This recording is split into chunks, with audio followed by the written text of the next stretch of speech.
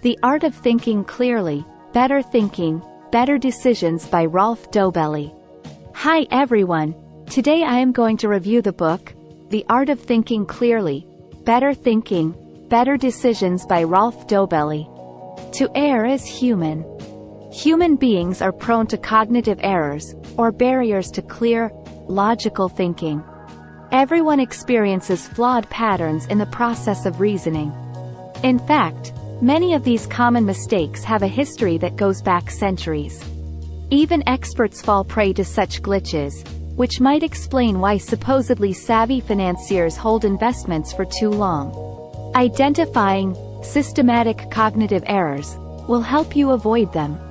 You can't sidestep these irrationalities completely, because that would require a level of control and willpower beyond human capability. Heed this selection of cognitive errors to avoid their consequences. Survivorship bias. This bias makes most folks focus on the few stars who soar, not the millions of ordinary humans who falter. This tendency is quite pernicious among investors and entrepreneurs. The likelihood of a tech startup becoming the next Google is almost nil, yet funders and techies risk money chasing that elusive opportunity.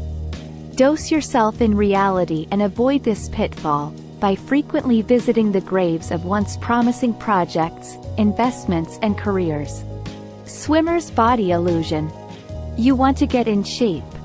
You admire the slim physique of a professional swimmer, so you head for the local pool, hoping that you, too, can attain such a sleek body.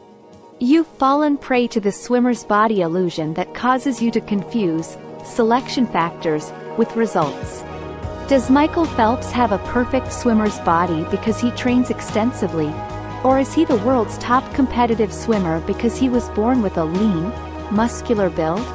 Do cosmetics make women beautiful, or do already beautiful models display cosmetics to their best advantage?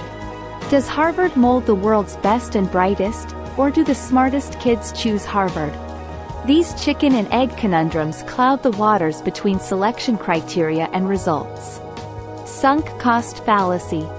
The old saying about throwing good money after bad expresses the heart of this fallacy.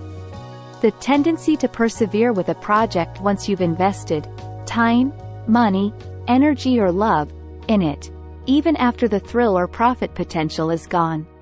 This is why marketers stick with campaigns that fail to show results, why couples stay together long after the spark dies, why investors hold stocks that keep losing value, and why Britain and France sunk billions into the Concorde aircraft when it was clearly a dud. When deciding how long you want to continue a project, exclude incurred costs from your evaluation and keep the good money. Confirmation bias. People tend to discount information that conflicts with their beliefs. Executives emphasize evidence that their strategies work and rationalize away contrary indicators. Yet exceptions aren't just outliers.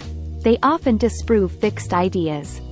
If you're an optimist, you'll corroborate your positive viewpoint at every turn. If you're a pessimist, you'll find many reasons to see a situation negatively. People focus on feedback that fits their worldview.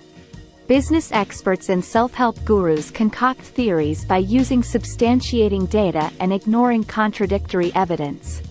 Their theories fail when information they ignored crops up anyway.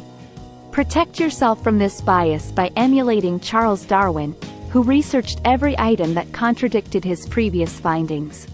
Nature doesn't seem to mind if our decisions are perfect or not, as long as we can maneuver ourselves through life, and as long as we are ready to be rational when it comes to the crunch. The material you follow on the internet may reinforce your confirmation bias because it creates silos of like-minded people. When you visit a political site that reflects your opinions, it justifies your outlook. However, search engines personalize results to your online search history and your interests, thus filtering out data that diverges from your views. Fight confirmation bias by seeking opposing views and dissenting voices and by venturing into the other side's intellectual territory. People also fall for the false consensus effect. They assume that most other folks share their worldview. If you believe in global warming, You expect that most people agree with you. Yet those who deny its existence also believe they hold the mainstream opinion. Moreover, people assume that those who disagree with them are idiots or poorly informed. Story bias. People find information easier to understand in story form. Facts are dry and difficult to remember. Tales are engaging. People more easily find meaning in historical events, economic policy and scientific breakthroughs through stories. Relying on narratives to explain the world leads to story bias, which, unfortunately, distorts reality. Say that a car was driving across a bridge when the structure collapsed. A journalist covers the story by finding out about the driver, detailing his backstory and interviewing him about the experience. This puts a face on the incident, something readers want and need. But it ignores other pertinent questions. What caused the bridge to fall? Are other bridges at risk? Have authorities looked into the bridge's compliance with engineering regulations? To dispel the false sense of knowledge that news stories bestow, learn to read between the lines and ask the unspoken questions. The fundamental attribution error is a related misconception. People tend to give credit or blame to a person rather than a set of circumstances. Thus, CEOs receive undue credit for a firm's profits. Crowds cheer coaches when teams win and conductors get the ovation when orchestras perform well. Overconfidence effect. Most folks believe that they are intelligent and can make accurate predictions based on their knowledge. In most cases, they can't. People, especially specialists and experts, overestimate how much they know. Economists are notoriously bad at predicting long-term stock market performance, for example. In spite of statistics to the contrary, restaurateurs believe their eateries will outperform the average, though most dining establishments close within 3 years. Compounding the overconfidence effect is the tendency to underestimate the time and costs of projects, such as Boston's Big Dig and the Sydney Opera House. Counter this cognitive error by becoming a pessimist, at least in terms of plans that require your time or your hard-earned cash. Chauffeur knowledge. Nobel physicist Max Planck gave his presentation speech so often that his chauffeur could recite it. In fact, that's what the driver did one day, while Planck, wearing a chauffeur's hat, watched from the audience. When someone asked a question the driver couldn't answer, he pointed at Planck and quipped, "Such a simple question. My chauffeur will answer it." People operating under this thinking fallacy confuse the credibility of the message with the messenger. Viewers respect news anchors as serious journalists, but many are simply well-coiffed readers. CEOs receive undue credit for showmanship, not business acumen. Warren Buffett counters this bias by investing only within what he calls his circle of competence, his awareness of what he knows and does not know. Real scholars see their limits, while pundits spin smoke and mirror theories. Illusion of control. A man wearing a red hat arrives at the city center every day at 9 a.m. and wildly waves his hat for 5 minutes. One day, a police officer asks what he's doing. "I'm keeping the giraffes away," he replies. "There aren't any giraffes here," the officer states. "Then I must be doing a good job," responds the man. Like the red hat guy, people take credit for influencing situations where they have little control. They pick lottery numbers because they believe they have a better chance of winning that way than with numbers the machine randomly assigns. The illusion of control makes humans feel better. This is why placebo buttons work. People push a button at an intersection and wait patiently for a walk sign, even if the button is not connected to the signal. Ditch your red hat by differentiating between the things you can control and those you cannot. Outcome bias. Outcome bias, or historian error, describes the tendency to evaluate decisions based on results, not processes. For example, in retrospect, it's clear that the U.S. military should have evacuated Pearl Harbor before the Japanese attacked. The decision to stay seems deplorable in light of today's knowledge. Yet military higher-ups at the time had to decide amid contradictory signals. A bad result does not necessarily mean the decision was poor. Luck, timing, and other external factors come into play. Avoid this bias by focusing on the process and data available at the time rather than concentrating solely on results. Loss aversion. Finding $100 would make you happy, but that happiness wouldn't equal the distress you'd feel if you lost $100. The negative emotional hit from a loss is stronger than the positive joy of a comparable gain. Loss aversion explains why investors ignore paper losses and hold falling stocks. Marketers exploit loss aversion to sell products and concepts. For example, persuading folks to buy home insulation by describing how much money they'll lose without it is easier than getting them to buy it by showing the savings they'll gain. Fear of regret is the cousin of loss aversion. A poor decision evokes unpleasant feelings. If you pass up a bargain today, you may be sorry tomorrow. This fear causes people to stay in their comfort zones with investments, personal risks, and purchases. Cognitive dissonance. Aesop's fable about the fox that muttered, "sour grapes," when he couldn't reach fruit hanging high over his head illustrates a frequent reasoning error. Humans reinterpret events when the results don't pan out as they want. Cognitive dissonance is in play when, in the face of rejection, from a school, job, or team, for example, you decide you didn't want to be there anyway. It's also a factor when people review their investments and find reasons to keep believing that they made smart choices in spite of evidence to the contrary.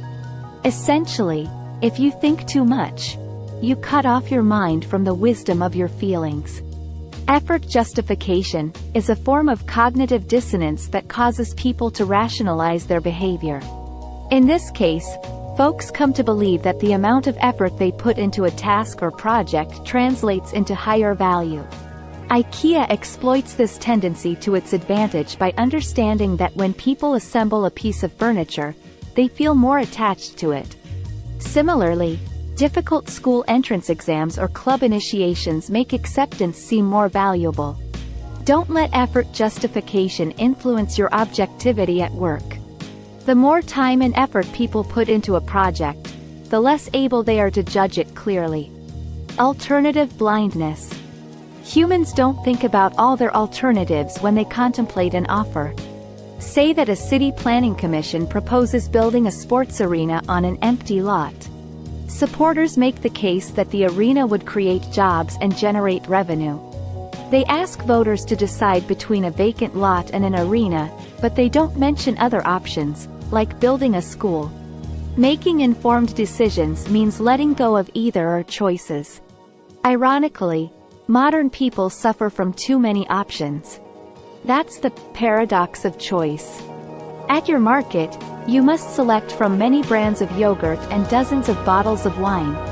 Although having options is nice, too many choices cause people to freeze up, use limited criteria, or continuously question their choices. Think how much easier finding a mate was when the selection was limited to 24 singles in your village rather than thousands of people on web matchmaking sites. Deformation professional. Mark Twain famously quipped, "If your only tool is a hammer, all your problems will be nails." This statement beautifully encapsulates this false reasoning habit. People want to solve problems with the skills they have. A surgeon will recommend surgery, not acupuncture. Generals opt for military engagement, not diplomacy. The downside is that people sometimes use the wrong tools to try to solve problems.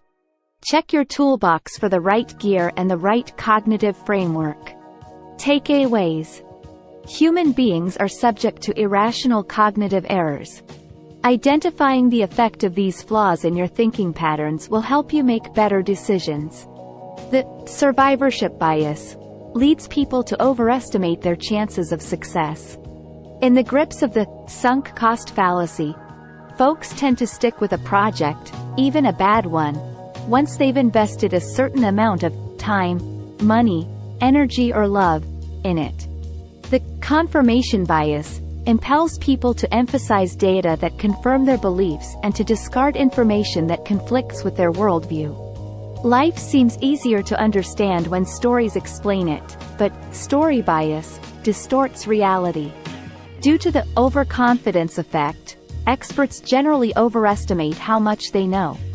Humans find comfort believing they can control the world around them, even when they can't. That's the illusion of control bias. Outcome bias, or historian error, is the tendency to evaluate decisions based on results rather than process. The sadness of loss is stronger than the joy of a comparable gain. That's loss aversion. Cognitive dissonance is at work when people recast negative events in a better light. Please like, share and subscribe for more videos. Thanks for watching.